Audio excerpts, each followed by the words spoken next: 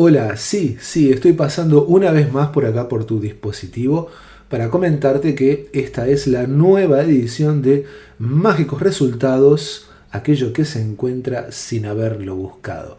El podcast de yoga esencial que compartimos con mucho gusto cuando podemos salir. Esta, esta es un poco la consigna de este último tiempo porque verdaderamente las actividades aquí en Yoga Esencial están un poquitito intensas y a veces no queda tiempo o a veces la energía está un poco baja como para grabar y cuando se decide presentar un episodio es porque todo está en óptimas condiciones como para presentártelo de la mejor manera. Esta es una edición que trae una entrevista que ya te voy a decir con quién fue realizada. Tuve el gusto de conversar con el doctor Álvaro Ronco, quien es investigador especializado en la epidemiología nutricional del cáncer.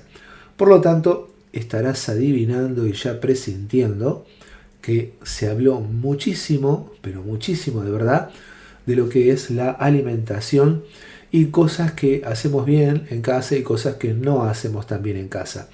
Y que la salud comienza en la cocina de nuestros hogares. Así que fue una entrevista muy nutritiva, verdaderamente es como para sentarse a tomar notas y ya quedó comprometida una segunda instancia acerca de las temáticas que se trataron en este episodio porque verdaderamente estuvieron muy profundas.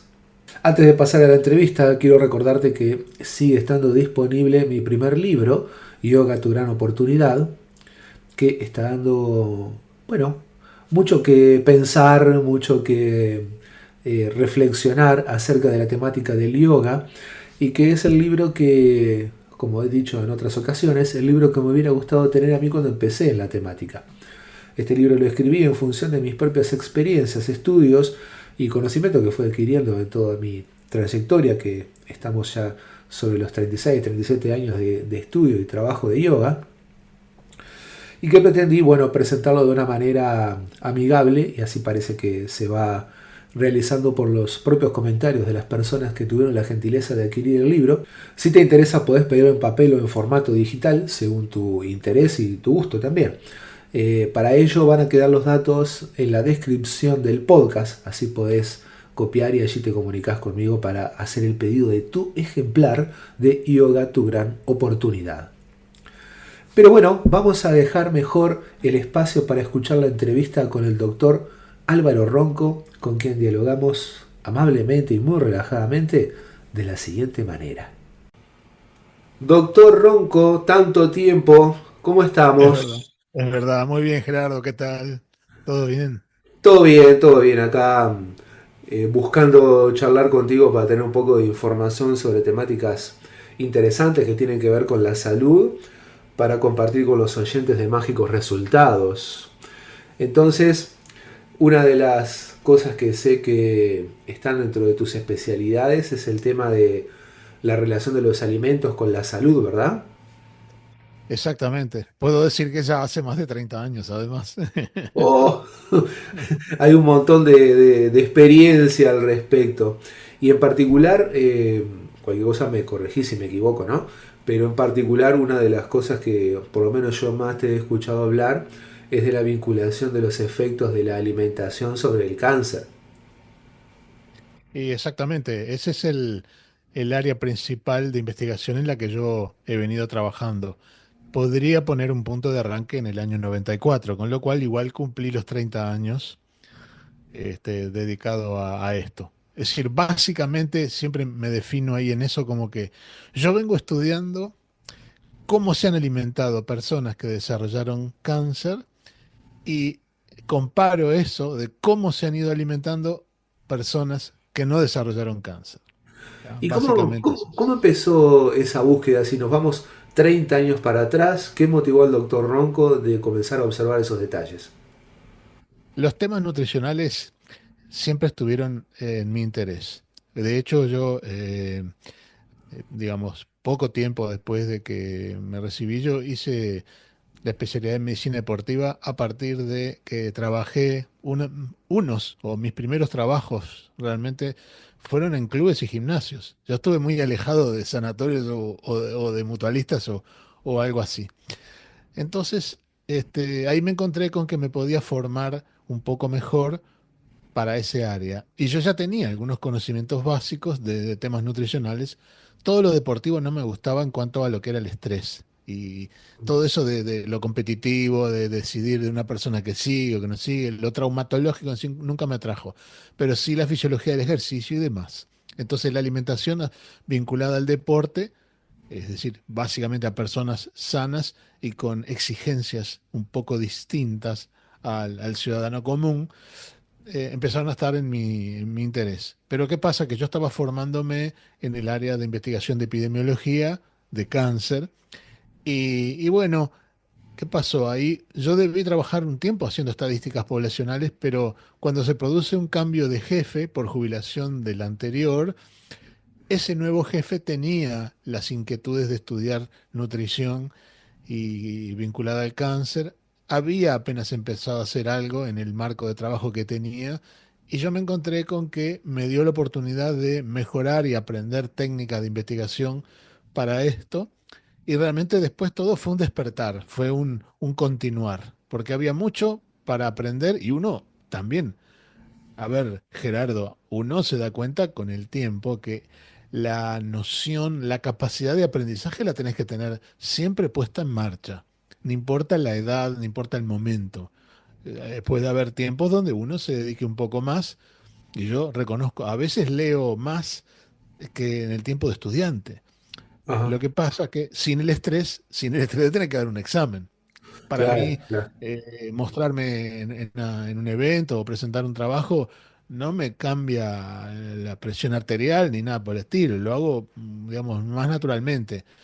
No me preocupa el tema de que vaya a quedar en blanco con algo, pero básicamente es eso. Es decir, me encontré con que la nutrición era un área temática que podía explicar mucho de lo que pasaba en cuanto a desarrollar cáncer. ¿Ah? ¿Y qué es lo que Y de pasa hecho, que en lo nutricional que puede desarrollar cáncer? Para ir entrando directo en la temática. sí, bueno, yo te diría que hay que verlo en términos generales. Sí. Hay excesos y carencias, o excesos y defectos. Hay sustancias, por ejemplo, provenientes de origen animal, dentro de lo que son las carnes, que ciertos estilos de alimentación promueven un consumo que es excesivo. El humano está adaptado, está preparado para tener ese tipo de alimentación, pero si le damos de más, de acuerdo a cómo estamos preparados, generamos problemas. Ajá. Y también, por ejemplo, en el otro extremo, cuando nosotros estamos aptos para consumir alimentos que son procedentes de las plantas, nosotros tenemos que ver que hay muchas personas que comen menos de origen en plantas de lo que deberían. Ese desbalance, simplemente con eso, está favoreciendo el desarrollo de enfermedades crónicas y el cáncer asoma como algo muy importante, porque esto que yo te estoy contando en titulares es básicamente una expresión de que, a ver, que ejemplifica esto. Uno de cada tres casos de cáncer es explicado por la alimentación, Gerardo, no es poca cosa. Uno de cada tres. Sí, Y globalmente. globalmente. Y cómo, a ver, viste que yo charlo con mucha gente y tengo muchas inquietudes al respecto de esto. Y uno de los conceptos que, vamos a decirlo así, en observaciones de técnicas naturales se dice que el ser humano no está apto para el consumo de carne por lo largo del intestino y porque la dentición no tiene los colmillos desarrollados como animales carnívoros. Eh, y vos me estás diciendo que el cuerpo humano sí estaría apto para poder consumir carne, ¿no? Yo hace casi 40 años aprendí justamente un argumento de mi primer jefe, que rebate eso. ¿Por qué? Ah, Porque es un tema de equilibrio. ajá. El humano no tiene el intestino tan largo como un herbívoro, Sí. no tiene el intestino tan corto como un carnívoro, no tiene los mismos tipos de piezas dentales, ¿tá? De uno y de otro, ¿tá? Está en el medio. Mm, Entonces, eso lo define mucho mejor para su aptitud como omnívoro. Ajá, ¿Tá? Eso hace que nosotros tengamos que pensar que el humano puede alimentarse perfectamente de ambos sistemas, vamos a decir, de alimentos con ambos orígenes. El sí, problema que le estamos dando a veces es que la población en muchas sociedades exagera la cantidad por las razones que sea, eso no viene al caso. claro. Exagera las cantidades de algo y la exageración lleva al desarrollo de alteraciones que van asociadas a patologías. El cáncer es una de ellas, pero no significa que excluye otras. Y ahí está el tema. ¿Tá? Ahí está el tema. Esa es para mí una visión que, aunque tenga mucho tiempo, en forma general, define muy bien. El humano tiene las condiciones biológicas para ser omnívoro, Gerardo. Bien. Entonces, ¿cómo sería la forma de encontrar un equilibrio entre ambas cosas? Porque, por ejemplo, si yo priorizo mi alimentación en carnes, estoy dejando deficitario el consumo de verduras, como decías vos en la parte anterior. Y si priorizo mi alimentación sobre vegetales, estaría dejando atrás el consumo de la parte de proteínas de la carne, ¿no? ¿Cómo lograr encontrar un equilibrio en eso de forma genérica? Después puede haber casos eh, que tendríamos que evaluarlo capaz de forma personal. Claro, exacto. Bueno, admitiendo las variedades individuales, interindividuales, que son muchas, nosotros lo que tenemos que hacer es informarnos, leer, hay información que está disponible porque mucha gente lo ha estudiado y lo divulga, en el sentido de que de buscar las proporciones más adecuadas. Te puedo decir a título de ejemplo porque es muy válido, ¿no? Uno ha visto que un consumo de una vez a la semana de carne roja, es una medida que está en un bajo riesgo de varios tipos de cánceres, por lo Ajá, menos de población uruguaya, que es lo que uno ha estudiado. sí, Ahora, está el otro tema. ¿Cómo es esa carne roja? Porque si a ti te da por comer una vez por semana y te mandás una cantidad enorme y además todavía la comes frita, la comes asada, requemada, bueno, ahí hablamos no de las condiciones de la carne, sino de la preparación. Los ajá, métodos de cocción también influyen mucho en esto. ¿Tá? Es preferible tener una carne que no pase tanto calor en su superficie para que no experimente transformaciones que van de la mano de producción de sustancias cancerígenas. Una carne, por ejemplo, a la cacerola, a la portuguesa, una carne hervida, tienen las chances de ser, porque alcanzan menos temperaturas, de ser mucho mejor eh, asimiladas y procesadas. Y de repente con esa medida semanal, por ejemplo, una medida baja, razonable, nosotros estamos cubriendo necesidades de hierro aceptables, a pesar de que las necesidades varían según épocas del individuo. Pero eso nos va a dar una cobertura de determinadas cosas bien. Si tenemos un faltante de carne total, podemos correr el riesgo de que falte algo como la vitamina B12 ajá. y eventualmente alguno de los aminoácidos, yo digo eventualmente, de los aminoácidos componentes de las proteínas de origen animal. Las proteínas vegetales tienen grandes bondades y grandes virtudes, porque son menos acidificantes, no tienen un alto tenor de, por ejemplo, un aminoácido ácido como la metionina o como la cisteína, sí están en las carnes. Entonces, quien se alimenta con dieta en base a vegetales, son las dietas en base a plantas, ¿tá? Y yo soy no digo un hincha, pero lo tomo como cosa natural, es la base. Cuando uno mira en panorama, digo, está, tiene que prevalecer las plantas en la base de la alimentación humana y tiene que haber un componente, un toque de alimentos animales. Eso después verá cada uno en su, digamos, en su tolerancia, en su gusto, su paladar. Pero así es como podemos llegar a manejar conceptos de salud realmente. Bueno, te voy a contar una cosa, mira, sin decir, vamos a decir el autor de lo que voy a decir, yo compré un programa de entrenamientos por internet y ese programa de entrenamientos traía un apartado de recetas saludables para acompañar los entrenamientos.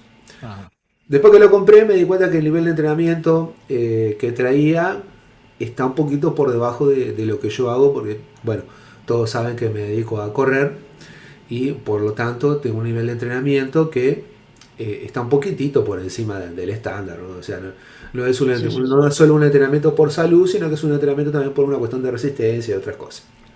La cosa es que dentro de las sugerencias del recetario que trae el programa, trae la sugerencia de que a diario se deben consumir 200 gramos de proteína animal y trae preparaciones varias para que puedas acompañarlo con muchas verduras. Entonces trae acompañamientos de verduras cocidas y crudas, pero insiste con el asunto de consumir 200 gramos de proteína animal, algún tipo de proteína animal a diario.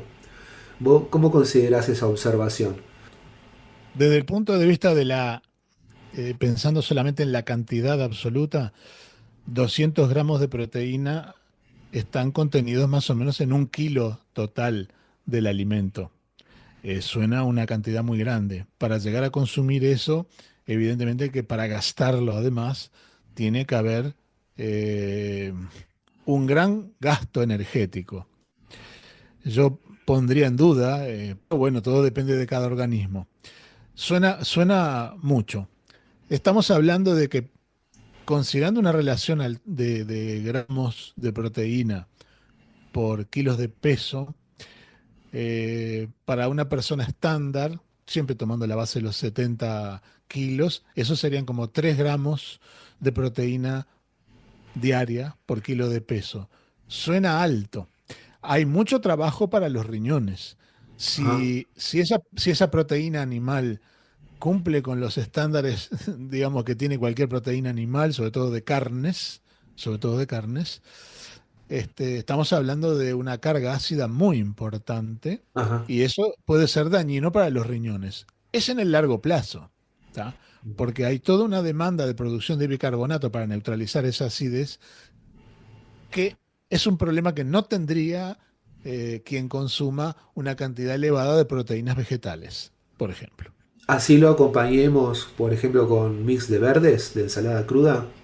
Bueno, corresponde hacerlo, Gerardo. Eso es Ah, indispensable hacerlo. claro. Indispensable, porque te van a proveer proteínas también, pero muchos elementos que son neutralizadores de lo acidificante que viene en esa proteína animal. Ahí va. Hay componentes alcalinizantes a partir de magnesio, de potasio y bueno, puede haber de calcio también, ¿no? En Bueno, ese sentido, digo, las proteínas de los lácteos tienen una relativa ventaja porque el calcio es en parte, como elemento alcalinizante, es parte, digamos, neutralizado, se puede decir. No es tan acidificante como sí lo son los aminoácidos, las proteínas que están en carnes, cualquier tipo de ellas, ¿eh? bien. Y a la hora de decir, bueno, de vuelta con el mismo ejemplo, ¿no? Que también los hay, pero una persona que tiene una actividad física importante que es vegetariana, sin el consumo de la proteína animal, ¿cómo lograría alcanzar los niveles necesarios de proteína a través del consumo de vegetales? Ya sea vegetariano o vegano. Claro.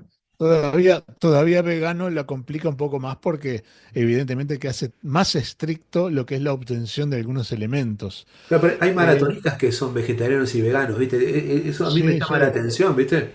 Sí, en la década de los 50 hubo un campeón mundial de culturismo. En este Ajá. momento no recuerdo el nombre, pero hace décadas lo sabía. Este, y que era vegetariano. Fue un ejemplo único y llamó la atención. Y el tipo tenía un desarrollo de masa muscular. No era un Arnold Schwarzenegger, pero estaba muy, muy masivo, muy importante eso. Entonces mostró al público cómo se podía construir masa muscular a partir de una dieta de ese estilo. Vegetariano no quiere decir ser estricto al punto del vegano. Claro. El desafío mayor para el vegano es cómo combinar las fuentes vegetales o las fuentes de plantas para que le provean todos los aminoácidos esenciales en gran cantidad. Si nosotros tenemos un aporte de aminoácidos esenciales, que son alrededor de 9, 8 o 9 según a veces los textos y demás.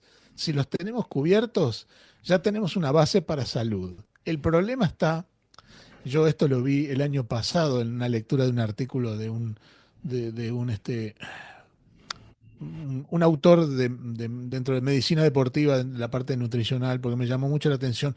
Es una actualización que yo no tengo hoy, pero Ajá. era interesante porque decía que para él el desafío está en cubrir aminoácidos esenciales, todos, eso por supuesto, porque uno no forma proteínas incompletas, o se forman o no se forman. Pero además de eso, había que cumplir con cierta cantidad de proteínas formadas con esos aminoácidos esenciales. Nosotros, si comemos muchas, vamos a ponerle así, comemos muchas plantas y nos aseguramos con esa variedad de que hay un montón de aminoácidos esenciales y vamos a formar proteínas, no tenemos la certeza de que llegamos a cumplir una cantidad razonable, según nuestro quilaje, según nuestra actividad, de las nuevas proteínas a formar. En cambio, claro, la presencia de proteínas animales, como tienen todos los aminoácidos esenciales, cubren eso. El toque de algunas proteínas animales yo creo que garantiza mucho más allá de un rendimiento deportivo y de un estado de salud, simplemente. Dan un equilibrio justo. Pero esto es materia opinable, Gerardo.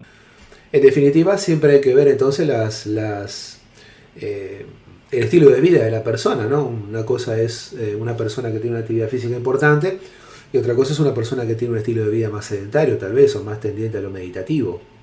Sí, pero además hay que considerar que uno puede tener entre personas similares una variedad del punto de vista genético que seguramente demora en descubrir si empezó tarde en hacer ciertas cosas, o a veces demora en descubrir porque no se ha puesto en situación, digamos, de exigirse a cierto nivel. Todas las personas tenemos prácticamente todo un capital genético en común, pero lo que ocurre es que tenemos una pequeña cantidad de diferencias, unos y otros, eh, en miles y miles de cosas. Por eso es que un medicamento, un nutriente, sirven para de repente el 97, 98, 99%, y a un 1, 2 o 3% no le sirve igual. Ajá. Acá pasa lo mismo. Nosotros tenemos una idea teórica, eso que tú decías es correctísimo, pero entre las mismas personas que hagan la misma actividad y que hasta pesen parecido y que sean de complexión similar, pueden haber respuestas diferentes a los elementos biológicos aportados por lo que se llaman, son variantes genéticas. El nombre en inglés es una sigla que le llamamos SNPs, que son variantes genéticas, no son mutaciones, son variantes genéticas Ajá. con las que nacemos. Entonces, eso puede determinar que una persona tiene una gran asimilación de un nutriente y otra tiene una pobre asimilación. No es que una esté fallada y la otra es fantástica, es que vinieron así porque son variantes en las que tenemos que aceptar de que toca.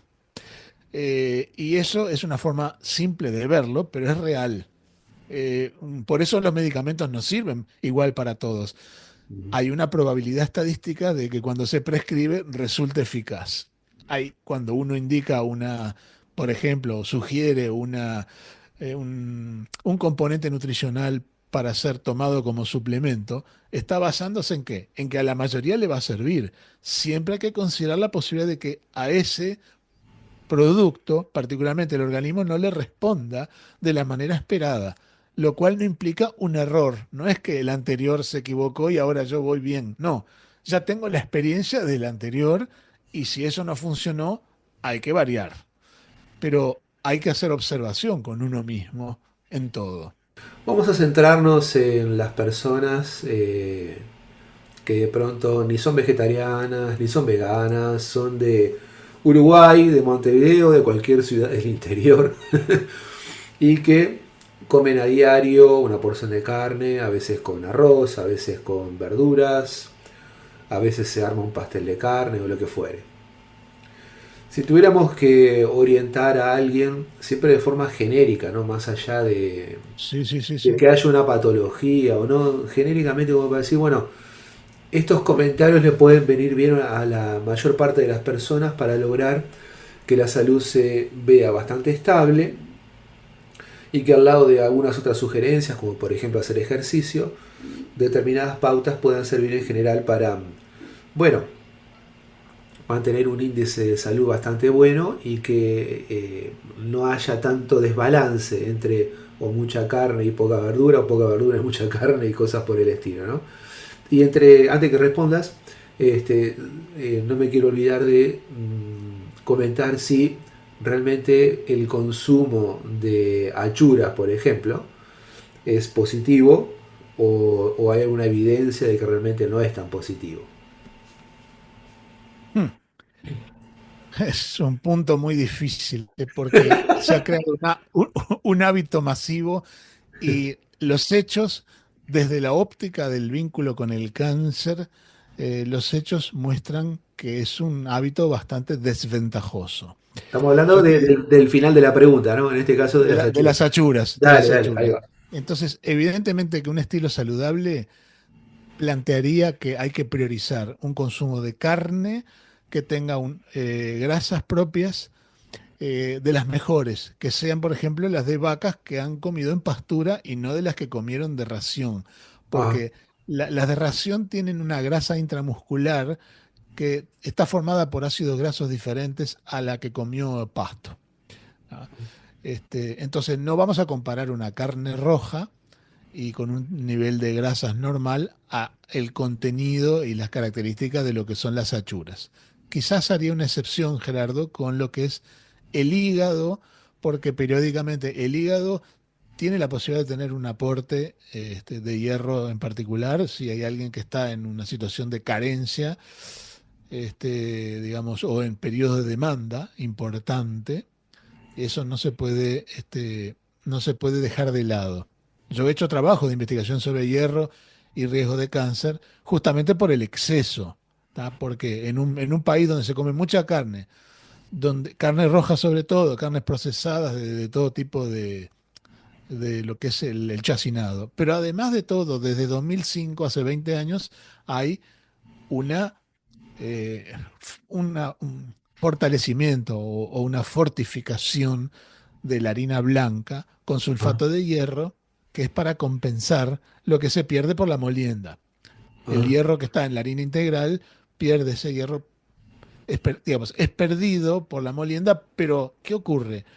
El que se usa para reemplazarlo no es lo mismo y opera como el hierro animal, se absorbe mucho más. Ese es el objetivo.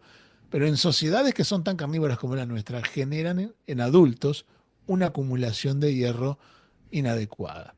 Y el hierro libre, que ya desborda las capacidades de almacenamiento a nivel celular en todos lados, va produciendo oxidación. Oxidación es daño y el ah. daño produce inflamación y eso va de la mano de las enfermedades principales, no solo de cáncer.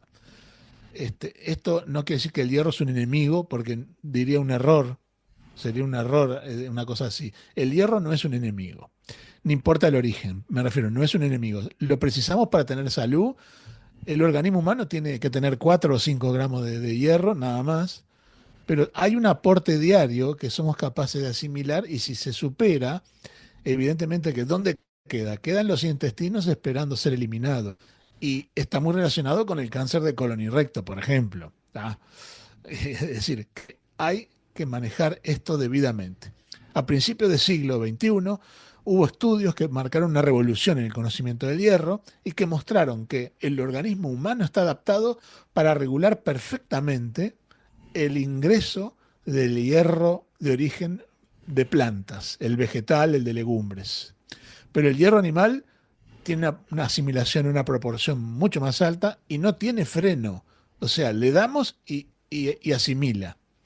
Quiere decir que la regulación en el humano del hierro que va a entrar se hace básicamente para el hierro de plantas. Si nosotros comemos muchas más plantas de las que parece razonable, no vamos a incorporar más hierro por eso porque el organismo lo regula bien. Ahora, si le damos un toque del hierro que está suministrado a la harina o todo el de la carne, marcha expreso y eso es tóxico.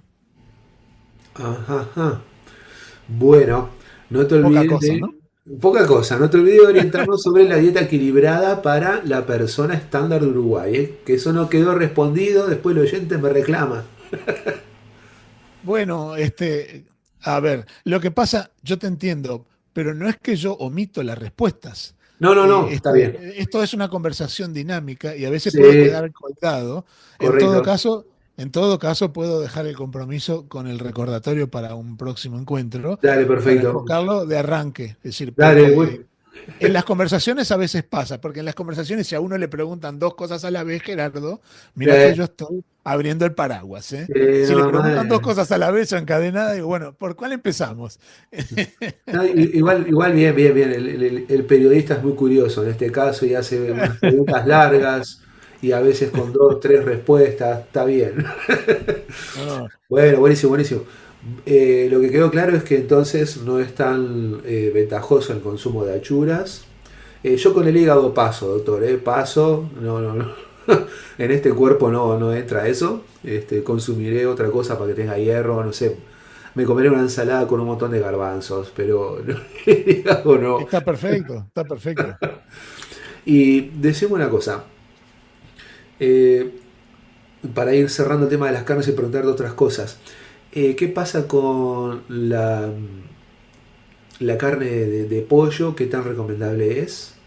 Y ¿qué pasa con el consumo que hay ahora de la carne de cerdo? Por ejemplo, la bondiola o cortes que parecen ser muy, muy magros y que parecen tener un alto contenido de proteína, ¿no? Y me quedé enganchado en cómo saber si el corte de carne que voy a consumir vacuno es de la vaca que come ración o de come pasto. ¿Cómo saberlo? Bueno, eso es todo un desafío, porque evidentemente que quien está del lado del mostrador va a intentar venderte igual sí o sí Sí. lo que tenga. Pero el tema está en que por lo menos hay que pedirlo Ah, así, lo mismo que para la carne picada, porque ya. para algo existen formas y el consumidor en general tiene que ver que es la carne que proviene de eso de vacas de pastura, es una carne más oscura, que no tiene muchas estrías, es mucho más liso el color rojo o bordó, digamos así. Pero a veces a ver, cuando es mucho el consumo de lo de ración, es una grosería la blancura que tienen esas carnes, por cómo se dispone esa grasa más que es inadecuada. A Claro, ver, los temas que planteaste son temas amplios también. Hoy la alimentación es fundamental en cuanto al animal para poder determinar lo saludable que es o no. Y el problema del pollo es que lo más adecuado que está resultando hace muchos años es si alguien tiene posibilidad de comer pollo de granja. pues ahí va de campo. Mm. Ahí va, el de campo. ¿Por qué? Porque la alimentación es variada, es a su manera omnívora. Come precursores de omega 3, insectos que han comido plantas que tenían los precursores de omega 3, come semillas, y eventualmente alguna ración. Entonces, su balance de grasas omega 6 y omega 3, las poliinsaturadas que tienen efectos inflamatorios o antiinflamatorios, es adecuado. En cambio, en los criaderos se les da aceite, puede ser aceite de soja, aceite de girasol, aceite de maíz, puede ser harina de soja u otro, que busca engordar y de hecho es un animal enfermo porque no tiene una masa muscular desarrollada como debería, tiene una estructura ósea muy pobre, se fractura rápido y fácil, y eso representa una ingesta, cuando uno come esos animales con los músculos, representa una ingesta muy alta de grasas omega 6 que es inadecuado. Es otro balance desbalanceado, vamos a llamarle así. Es un Bien. desequilibrio potencial. ¿Por qué? Porque faltan las grasas omega 3 que vendrían a estar en los pescados. Si nosotros consumimos mucha grasa omega 6, estamos corriendo el riesgo de tener inflamación crónica en nuestro organismo y eso va a saltar por algún lado. En las arterias, en los bronquios, en los huesos, en los músculos, en la vista, en el cerebro, donde quieras. Las neuronas son mucho más afectadas por esto porque están teniendo una composición y una necesidad de grasas omega 3 mucho mayor. ¿Ah? Cualquier tipo de neurona, de cualquiera, cerebral, cerebelosa, de órganos endocrinos y la retina, por ejemplo, que la retina es el número, es el núcleo de neuronas que tienen más necesidad y consumo de grasas omega 3 para hacer lo que hace en cuanto a la facilitación de la visión. Esto es un problema difícil para resolver para muchas personas porque, claro, vino aquello de que la carne blanca era preferible a la carne roja. Claro, hay algo que es real. Las carnes blancas tienen un nivel de hierro ideal para el humano porque ya está demostrado que no hay exceso, no eliminamos hierro intestinalmente consumiendo carnes blancas, sobre todo pensando en pollo, perdón, en pescado más que en pollo, Ajá. pero digo, no existe un problema de acumulación tóxica de hierro. Y eso es una gran ventaja. Hay otras grasas que no están presentes en cierta medida. Y si se trata de un pescado graso, como al estilo de atún o sardina, tenemos omega 3 allí. Y eso hace que se generen equilibrios. Los estudios hechos en huesos humanos por paleontólogos y antropólogos del hombre primitivo mostraron una relación omega 6 y omega 3 de 1:1, 2:1, y los estudios modernos muestran que hasta 4:1, no más. Es una proporción razonable, omega 6 y omega 3.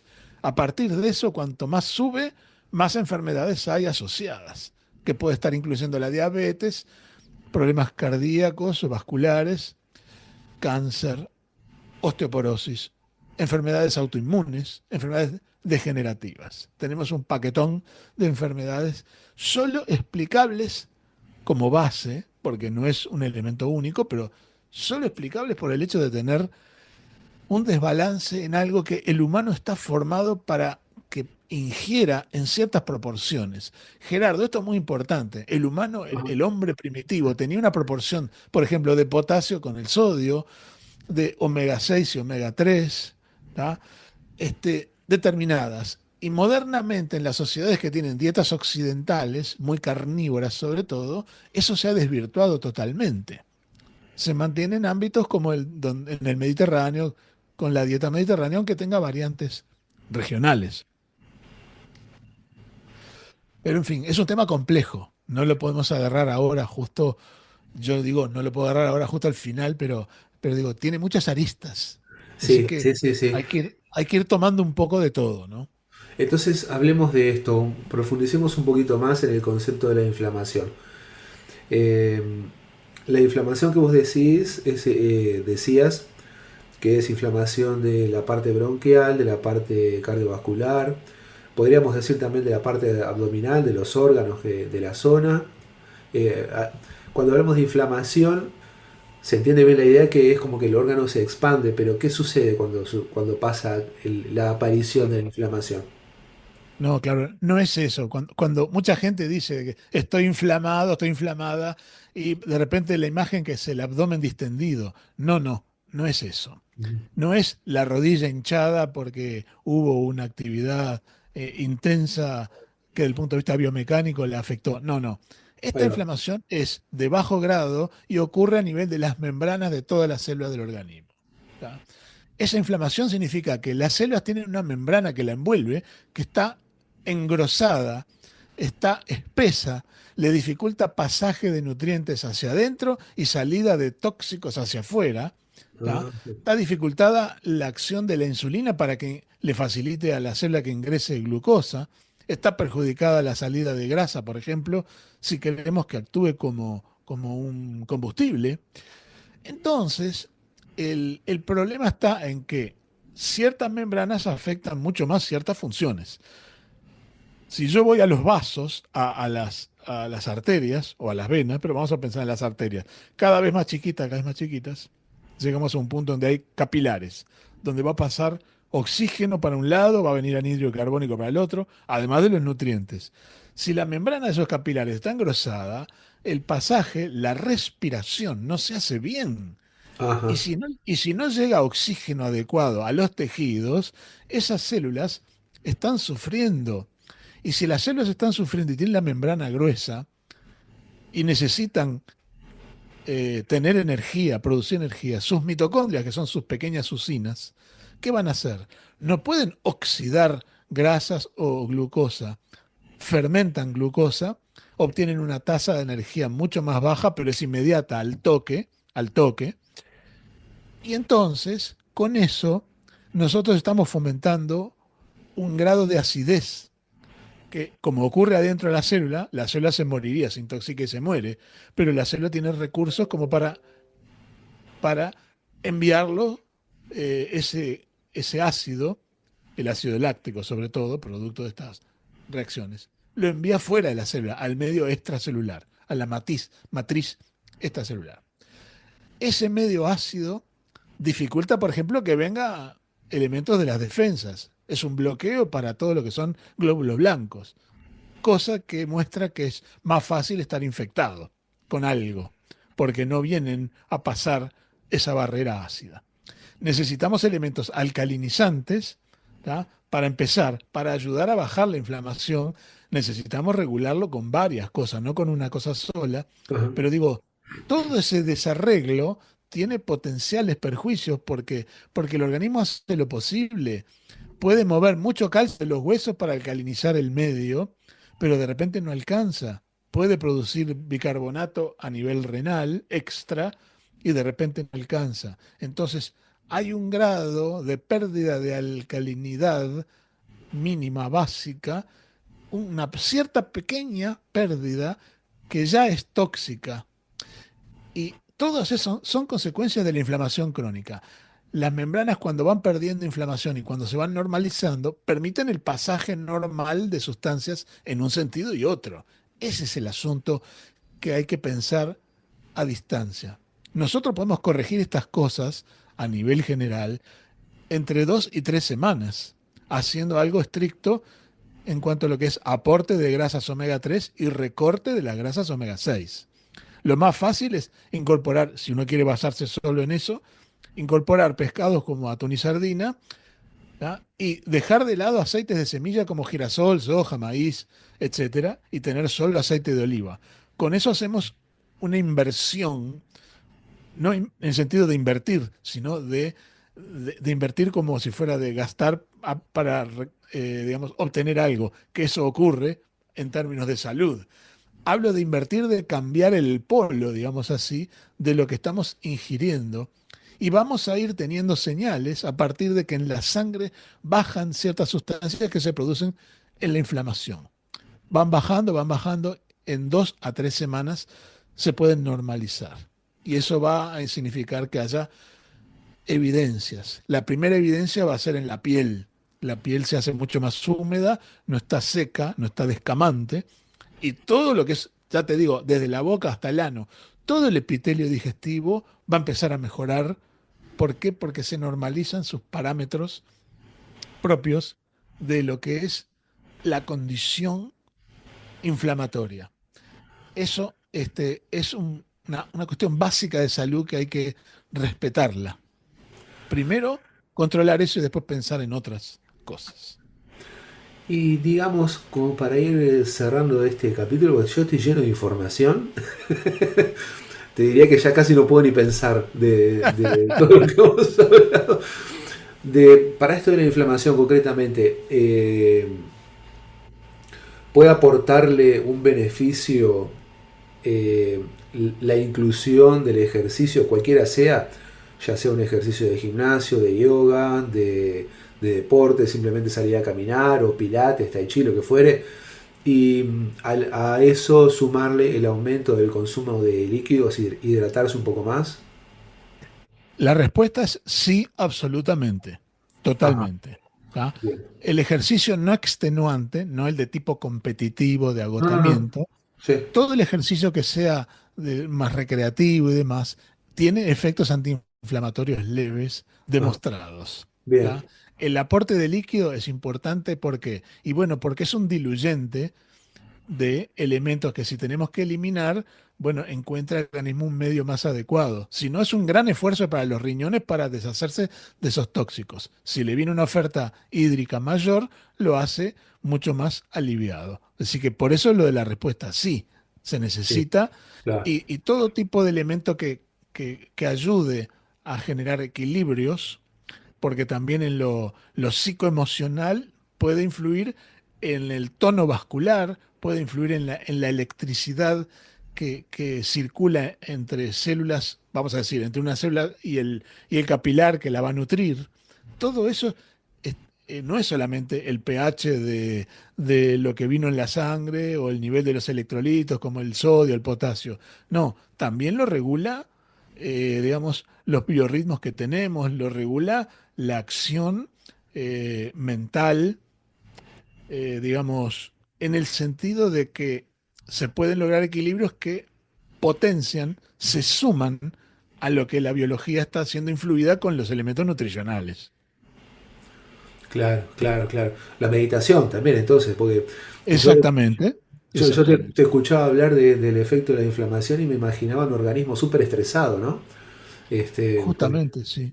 claro, claro, con dificultades Total. para eliminar los tóxicos y para generar energía. La verdad que es re importante el tema, ¿eh? Re importante.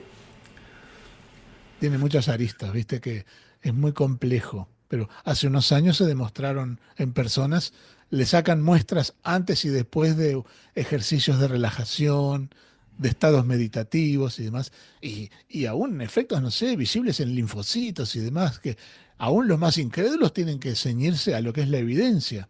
Sí, Esos claro. cambios no eran explicables por otra cosa, porque no estamos comparando otros estados, es antes y después. En fin, es algo que sirve para pensar en siempre sumar, hay que sumar, porque las enfermedades crónicas actuales, las más habituales, no son de una causa única. Por lo tanto, su prevención y la colaboración en el tratamiento tampoco es con Tampoco, un claro. único elemento.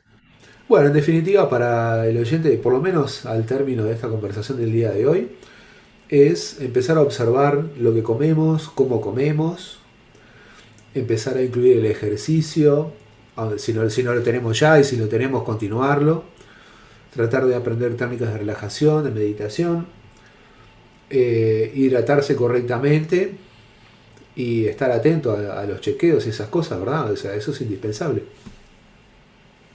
Hay muchas cosas para hacer. En la cocina en general, en la casa, es donde empieza la prevención de muchas de estas enfermedades. Con esa frase nos vamos a quedar, doctor. Muchas gracias por este tiempo, por tanto conocimiento, por tanta información, que esperamos que sea útil y que, bueno, los curiosos y que necesiten un poco de orientación se van a comunicar contigo después. Vamos a dejar las vías de comunicación en la descripción del podcast, así las personas pueden localizarte con facilidad y eventualmente tomar las consultas, ¿sí? Muchas gracias, Gerardo. Y bueno, queda el compromiso, como habíamos hablado, de que los temas de acidez y alcalinidad van a tener oportunidad de ser desarrollados. Y me comprometo a hacerlo pronto, una vez que tengamos un próximo encuentro. Perfecto. Gracias por la invitación, además, con mucho gusto. Bueno, muchísimas gracias y que esté todo muy bien. Muchas gracias, igual para ti. Chau, chau, chau. Esta fue la entrevista con el doctor Álvaro Ronco. Súper interesante, súper nutritiva. Yo la sentí de esa manera y espero que vos, que la estás escuchando, también la hayas recibido así. Como parte de los comentarios que me gusta hacer es poner un poquito el ambiente de cuál fue el momento de la grabación y la edición. Fue todo en Semana Santa. Así que tiene una energía especial porque toda la Semana Santa en todo el mundo tiene una aureola especial. Todo un montón de gente está haciendo algún tipo de tarea espiritual, ya sea meditación, rezos, ir a templos, etcétera, etcétera, etcétera. Por lo tanto, además de descansar, es una linda semana como para hacer introspección. Recordando que los datos para localizar al Dr. Ronco como a nosotros en la producción del podcast están en la descripción del episodio. Bueno, me voy despidiendo recordándote que estamos en nuestro canal de YouTube, en Mágicos Resultados Podcast.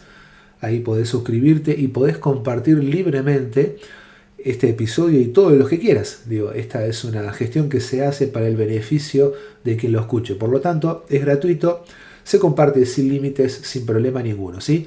Además, si es bueno, se comparte. Esa es un poco la norma y si así lo sentiste, es casi como un compromiso compartirlo, porque así como te sirvió a vos, le va a servir a otras personas y la idea es crecer entre todos. Nosotros que proponemos desde este lado y ustedes que van recibiendo también las propuestas que hacemos y los profesionales que vamos entrevistando para compartir un montón de conocimientos, información y, por qué no, entretenimiento. Y por otro lado, en Spotify también nos podés seguir, mismo nombre, Mágicos Resultados Podcast. Así, en ambos casos, en YouTube, en Spotify o en cualquiera de las plataformas de podcast, estamos en todas, podés enterarte de cuando salen los nuevos episodios de nuestro podcast Mágicos Resultados, aquello que se encuentra sin haberlo buscado. Así que fuerte abrazo para todos, nos estamos viendo en breve con una nueva edición porque ya tengo la otra entrevista preparada, así que es cuestión de esperar unos días y viene otro súper contenido. De vuelta, fuerte abrazo, namaste, hasta pronto.